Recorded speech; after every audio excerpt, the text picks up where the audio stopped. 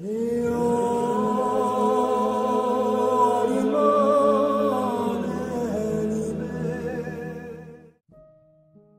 peut donner au mot délivrance un sens général, indiquant toute confrontation avec le démon pour surmonter son influence. Cependant, l'on peut dire d'une façon plus précise que la délivrance s'applique à l'obsession ou à l'oppression diabolique, tandis que l'exorcisme concerne la possession diabolique. Il faut distinguer la délivrance de la guérison, car celle-ci affecte l'homme dans son état psychosomatique et sa cause est naturelle. De plus, la prière pour la délivrance est radicalement différente de la prière pour la guérison.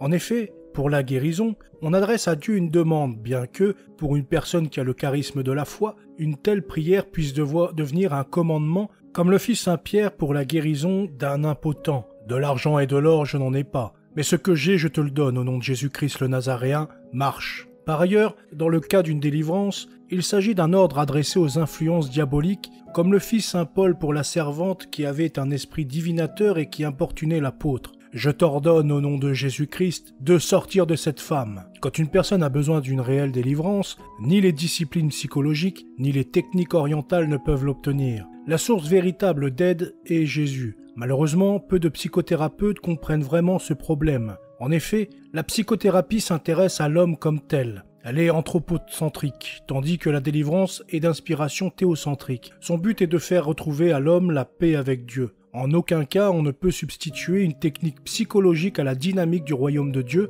actualisée par la prière et les sacrements. Sans doute, on ne doit pas mépriser les apports valables de la psychothérapie, mais il faut reconnaître que ces dernières techniques sont encore à un état rudimentaire, alors que la médecine et la chirurgie ont fait et continuent de faire des progrès extraordinaires. Pour pratiquer un exorcisme, il est nécessaire de commencer en implorant la protection contre les esprits mauvais. L'exorcisme est un véritable combat contre les puissances des ténèbres. Il doit toujours prendre la forme impérative, mais ce commandement doit se faire calmement et avec la conviction que l'autorité du Christ va vaincre les forces du mal. Le doute pourrait empêcher l'action divine. Les prières de l'exorcisme semblent agir à la manière de coups dont on frappe un adversaire. Elles le font souffrir et l'affaiblissent. Le démon tient bon aussi longtemps qu'il le peut, se plaignant parfois de ce que ses chefs le menacent d'un châtiment s'il n'a pas le courage de continuer la lutte. Il faut découvrir l'identité du démon à chasser. Le charisme du discernement aidera en ce sens, mais il est assez rare. Il ne faut jamais entreprendre un exorcisme à la légère. De plus,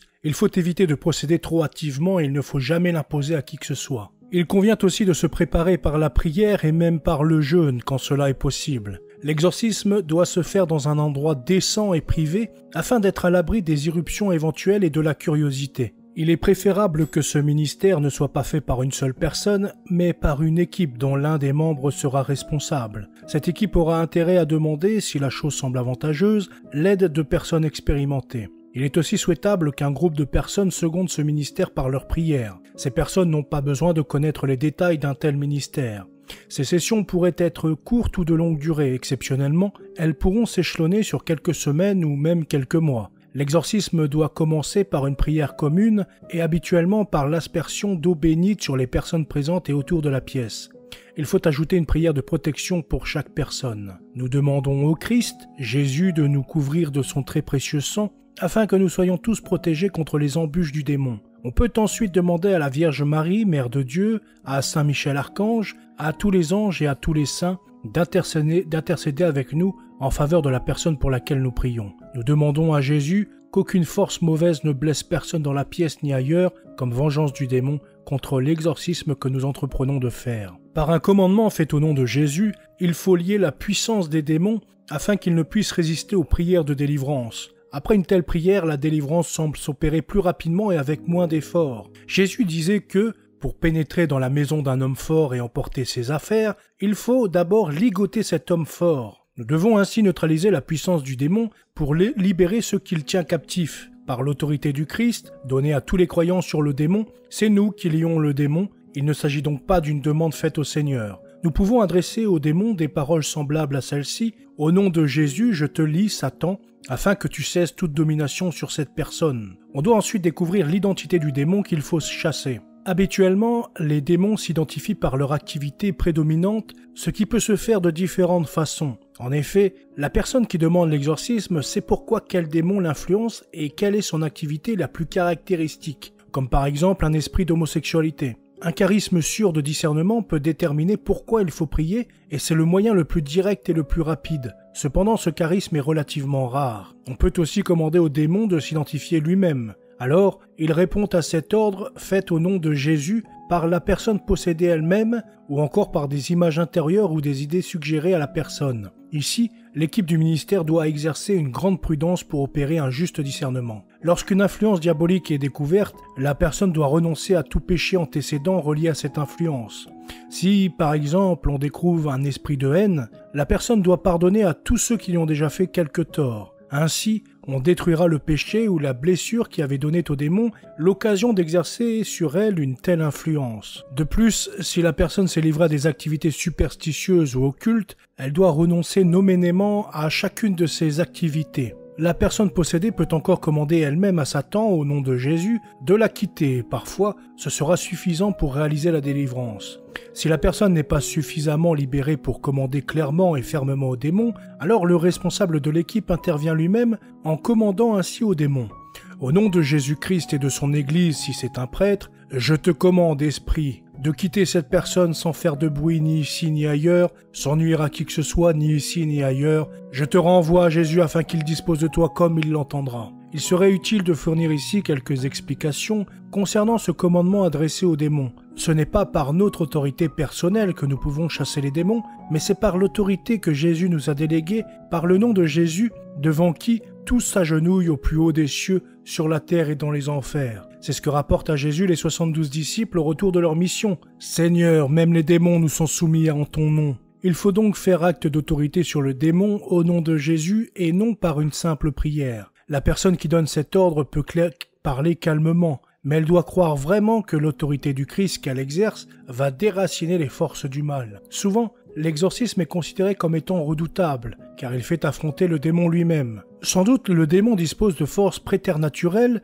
mais celui qui exerce ce ministère ne court habituellement aucun danger réel s'il agit en communion avec le Seigneur. Notre Seigneur ne disait-il pas aux 72 disciples qui se réjouissaient d'avoir chassé les démons en son nom « Aussi bien vous ai-je donné le pouvoir de fouler aux pieds serpents, scorpions et toute puissance de l'ennemi, et rien ne pourra vous nuire. » On doit même considérer ce ministère comme une source de grâce précieuse, comme l'un des plus puissants moyens de sanctification que la Providence puisse nous ménager. On peut considérer que l'exorcisme a été un succès quand la personne se sent délivrée, qu'elle éprouve des sentiments de joie et de liberté, même si parfois aucun indice extérieur ne se manifeste au témoin. Cependant, il est bon de noter que les prières de délivrance ne sont pas toujours efficaces, du moins pas complètement quand il s'agit d'une obsession qui fait partie des purifications passives des sens ou de l'esprit. En effet, Dieu permet cette obsession pour un temps connu de lui en vue des grands avantages que l'âme doit retirer de cette épreuve. Il arrive que l'ordre d'expulsion s'accompagne de manifestations violentes de la part du démon. Il ne faut pas s'en effrayer, mais prendre quelques précautions en écartant par exemple tout objet qui pourrait devenir une arme dans la main du démoniaque. Les prières de protection seront habituellement efficaces. Si le démon profère des cris par la bouche du possédé, on lui dit « Tais-toi ou je te lie au nom de Jésus, tu es vaincu par Jésus ». S'il y a d'autres phénomènes de violence, on commande au démon, au nom de Jésus, de cesser d'agir ainsi et de tourmenter la personne. Dans l'exorcisme, il semble que parmi les démons à chasser, il y en ait un qui soit le plus important. De plus, les démons comme les vices semblent agir en groupe.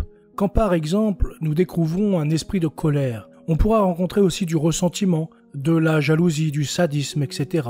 Les démons s'identifient habituellement par le nom d'un vice. Il faut alors commander à chacun d'eux, au nom de Jésus, de quitter la personne possédée. Certains mauvais esprits peuvent essayer, au début, de faire obstacle aux prières de délivrance par la raillerie, le mutisme, la confusion. Ainsi la personne pourra dire dans un rire ironique « Tu ne peux me chasser car tu manques d'expérience ». Ou bien elle ne pourra pas parler ou encore son esprit deviendra tellement confus qu'elle ne pourra plus penser. Ici, il faut éviter de confondre une confusion psychique avec une activité diabolique. Il pourra aussi y avoir perte de conscience ou un certain aveuglement physique. La résistance au démon est conditionnée par les droits qui lui ont été concédés. Ces droits peuvent s'étendre à la personne elle-même, mais aussi aux objets, bijoux, meubles, etc. Que l'ouverture au démon ait été faite volontairement ou par ignorance. De nos jours, par exemple, la principale cause d'asservissement semble résider dans les différentes pratiques occultes. La concession de ces droits peut aboutir à des liens avec le démon, liens qui peuvent devenir très sérieux. De tels liens limitent partiellement ou totalement notre liberté d'action. D'une façon plus ou moins consciente, Tout homme se trouve impliqué dans un réseau de coutumes, de traditions, de manières de penser et d'agir qui ne relèvent pas seulement de lui, mais aussi de la famille et de la société dans laquelle il a grandi ou dans lesquelles il se trouve encore. Le Christ est venu libérer les hommes, mais il demeure encore dans de nombreuses sphères d'influence nuisibles au point de vue intellectuel et moral. Sans doute, la conversion et la vie chrétienne devraient nous faire passer des ténèbres à la lumière et de l'empire de Satan à Dieu, mais la croissance de l'homme nouveau est conditionnée par la rupture de certains liens. Plusieurs chrétiens vivent dans la grâce de Dieu, mais ils sont encore prisonniers de leurs bandelettes, comme Lazare sorti du tombeau, et que Jésus demanda à ses disciples de délier. La rupture de ces liens constitue moins un combat touchant la chair et le sang qu'un combat contre les puissances des ténèbres. Saint Paul nous décrit ainsi le combat spirituel que chacun doit mener pour atteindre la liberté des enfants de Dieu. En définitive, rendez-vous puissants dans le Seigneur et dans la vigueur de sa force. Revêtez l'armure de Dieu pour pouvoir résister aux manœuvres du diable,